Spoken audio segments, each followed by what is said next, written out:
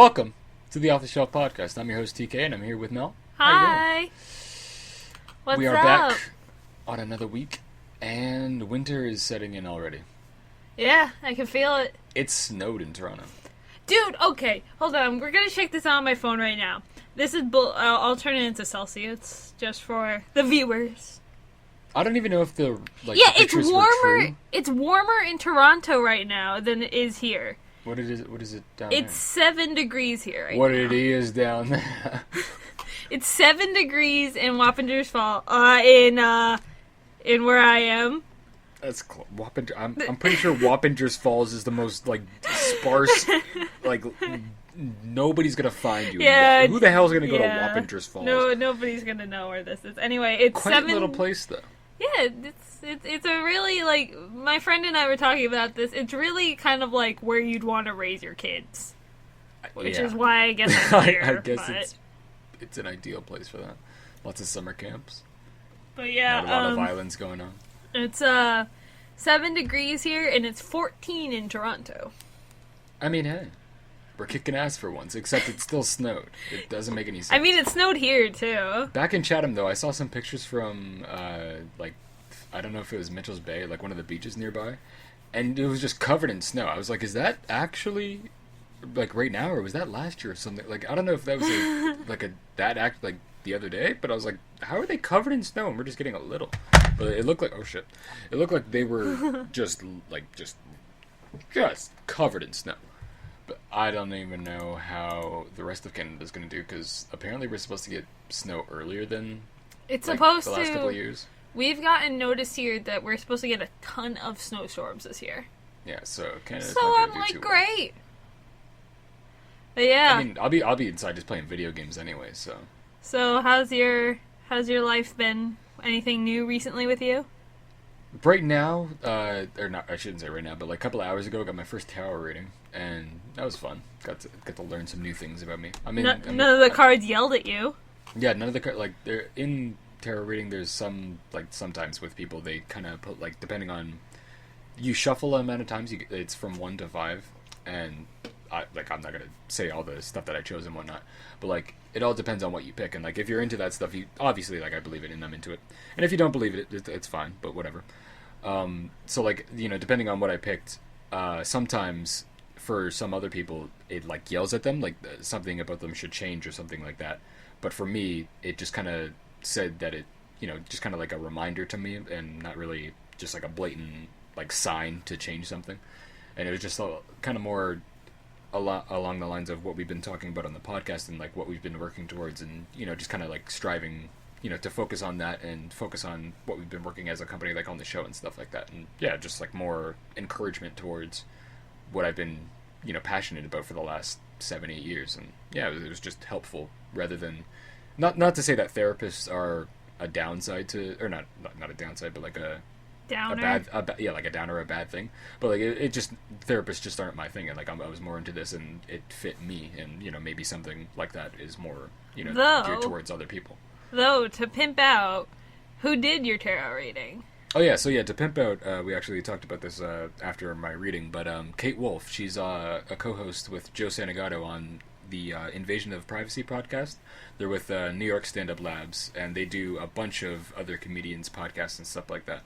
But we could be working with them in March. We're still in the talkings with them. But yeah, she did my tarot reading, and we had a great time talking afterwards. And yeah, it was fun talking with another podcast host. Yeah. It was weird talking business and stuff like that with another podcast host. It was fun. It's the start. It's the beginning. Yeah, it was a lot of fun. She's a really down-to-earth person. So yeah, if you're into if you're into spirituality at all, they do talk a little bit about it, not too much, but they talk a lot about just today's issues, but in a comedic way. You know what I mean? Just stuff going on today, news stories Donald Trump. Donald Trump, they'll talk about and make jokes about it, and but they'll go Easy. into legit stuff. You know what I mean? Yeah. And then they'll make it funny at the same time, and they'll bring on guests and friends that they have and stuff like that. And that's how I got invited. We were talking through the tarot and just talking about the company and podcasts and stuff. And she was like, you seem like a great person, yada yada yada. I'm not gonna pit myself out, but she invited me on the podcast, and hopefully we'll be working with them in the future. TK, the whole time that she was saying you're a great person, you were just like, oh yeah, I know. I was just happy that she invited me on the podcast. I was like, hell yeah, I would love to do that. But yeah, and I heard you're getting a back massage. You told me that right before, which was something that, okay, anybody that remember, I don't think I talked about this. This has to be a thing we do for the company, by the way. But I don't think we talked about this when I came back from England. But holy fucking crap, did I mess my back up. Like, something happened. I don't know what I did. It was when you cracked my back. You asked me to. Yeah, I know, but TK cracked my back, and it felt great when it happened. And then the rest of the trip, it fucking hurt so bad. You should have got a massage after that. I don't have, where? In my little white suburban neighborhood? I mean, there's got to be somewhere in Wappingers. I don't know, but anyway, you're getting one from a Groupon? Yeah, I mean, we were going to book one for the trip to the UK in the summer, but we never did. We I know, we were talking about that. I was in terrible shape after the trampoline place, my God. Oh my God, that killed my back. I wish my back would have cracked that day. I was trying so hard. It just, like, all of us, we were just like, this is great, but this is horrible. It never made me feel more out of shape in my life. But, yeah, tomorrow I booked a Groupon for the first time using Groupon, by the way. Easy service, quality. And, yeah, getting a massage tomorrow. So, happy about that. But anyways, getting into the real gaming stuff. A lot of stuff to talk about this week, but we probably won't get into all. Like we predicted, wintertime is the time for video games. I think that's because cold weather, stay inside. Hey, why not play a video game? That's exactly what it is. With global warming coming, all of the snow's going to board you inside anyways. The only thing that's going to work is the power lines that are underneath the ground, and fiber optic cables running internet. Steam runs without your ISP, so why not? Install all the games you got now and hibernate through the winter, people. And the games you can pick up right now, I might as well just start listing the betas, because it's the season of betas right now. And I'm happy and sad at the same time, because, it really is. But, it's a bunch of games that I might not play in the future, though. You know what I mean? Like, a lot of betas are coming out now that I'm happy to see. Like, it's, cool, but it's I don't know if I'm really going to play that. But anyways, if you're into it, the Doom beta is out, which I'm thinking about getting into, but probably not. Nope. Blizzard's Overwatch comes out on October 27th, which is their basically new, I don't know, Dota in a way, but it's more real-time shooter in a way, like third-person real-time shooter. Star Citizen just got announced for basically all of their backers, so if you purchased anything that had to do with Star Citizen, which is the most given to crowdsourced game ever. So I mean, if you gave them any more money than they already needed, you can play the game now, which is good, because it's been months since the game's been out. And there's new ships and new content and all that stuff. We'll be reporting on it later. We'll probably do a more in-depth stuff. I'll probably actually write a report on Star Citizen stuff, because I actually want to look into why it was given so much money. Black Desert is Black Desert, which got alpha. finally announced. I'm so happy about that. It's not a beta, but it's an alpha. It's basically the game that made character creation look good for once. You know what I mean? It made all the better than The Sims. Way better than The Sims. It's what The Sims 4 tries to be. You know what I mean? And Black Desert just is finally coming out for North American and European clients, I should say. I'm not sure if they'll have. I don't even know if they'll have Mac. I don't know if they have Mac. I'm pretty sure it's just PC. Yeah, it's probably not. But the Crew Wild Run which having everybody a beta hated key for the longest giveaway. time. But yeah, if you want a beta key to the Crew, they're giving it away. Yeah, they're basically giving. Oh no, the promotion has ended. Well, they were giving it away. They were giving it away. It was today. Wow. I missed a report by a day. I am sorry, people. But the Crew is done. We could have done this yesterday. We could have done it yesterday, but we were busy as shit. I didn't come home from work until about 12. Yeah. Anyway, and that's basically all the betas. So I mean, if anybody's interested in hopping in a bunch of free stuff right now, go apply like crazy. One thing I want to talk. The first topic I want to talk about is something that's not first on our list, but something that I feel like we both are kind of into. And something I actually have a different opinion than what you wrote here. Well, this is just the title of the article, but Minecraft Story Mode's first episode came out. And I've heard from a lot of, critics that it was really bad. but a lot of people that I know played it said it was pretty okay. Yeah, and for those of you who don't know, Minecraft Story Mode is basically like It's a Telltale game. Yeah, well, that doesn't really explain it. But like an episodic Minecraft game where it's more of a story-based game rather than you just play Minecraft, you know what I mean?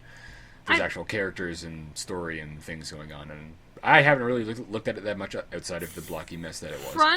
One thing that I've seen is that it's definitely not meant for people who are looking for like another Walking Dead game or Borderlands what's that Borderlands game called?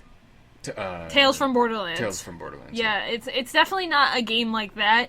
I feel like it's geared towards a younger audience, which makes sense because it seems like the more younger audience is going to Minecraft. It feels like all the older audiences either you're still obsessed with it or you've kind of faded out of it. Mm-hmm. There's no real in between.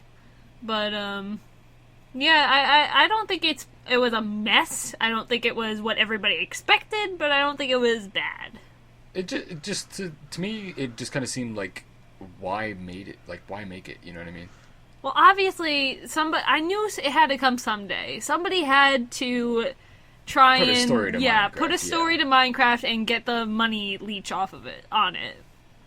Like if they weren't going to do a movie, which I'm pretty sure they're still trying to do a movie, but if they weren't going to do a movie, at least they would have done something like this. Which I mean, this is what it is. But like, I don't know. It kind of just seems like why make it? Minecraft's as fine as it is. Just stop updating the damn game and let me play it on one frickin' version. Jens, I've had it with you.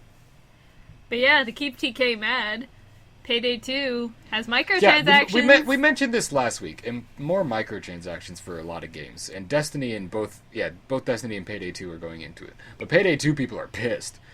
Because they said they wouldn't do it. Yeah, exactly. I mean, like, it's you can't say you're not going to do something and then be like, oh, well, we're a little bit right there. It's the same thing with all these games coming out broken, and I'm not going to say my trademark thing again because I've said it like 6 weeks in a row. But if you're gonna make a game, but I mean, if you're gonna make a promise, yeah. But I guess, I mean, what else are you gonna do with Payday 2 other than make another mission DLC? You know what I mean? They can only make so many DLCs without trying to make money in some way. Make a new game. That's what I mean. Like, you can make a new game, Payday 3, but what else can you do? Make a story mode, I guess? Just end it like they did with Left 4 Dead and let us all suffer with the same things. Yeah, I mean, Payday 2 is going to be around for a while, but I don't expect another Payday 3 probably till 2017, 2018. Yeah.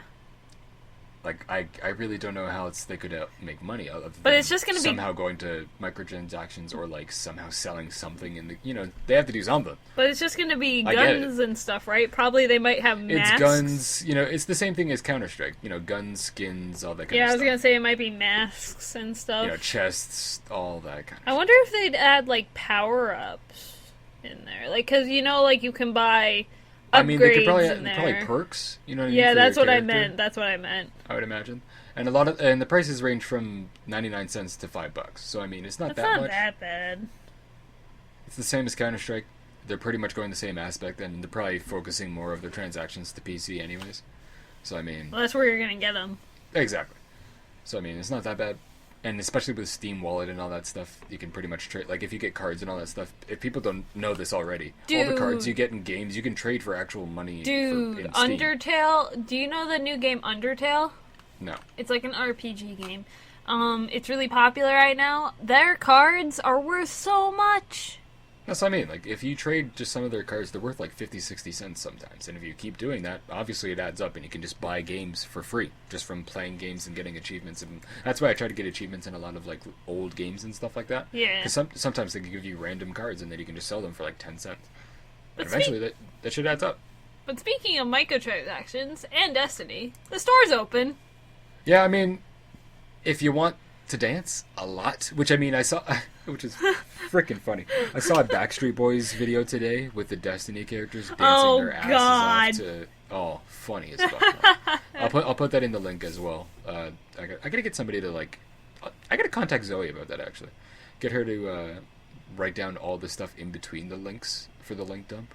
Okay. Anyway, because we miss a lot of stuff, but Yeah, they're basically all of the emotes that people were talking about, and on the PlayStation Store, pretty much the same price, up to $20 instead of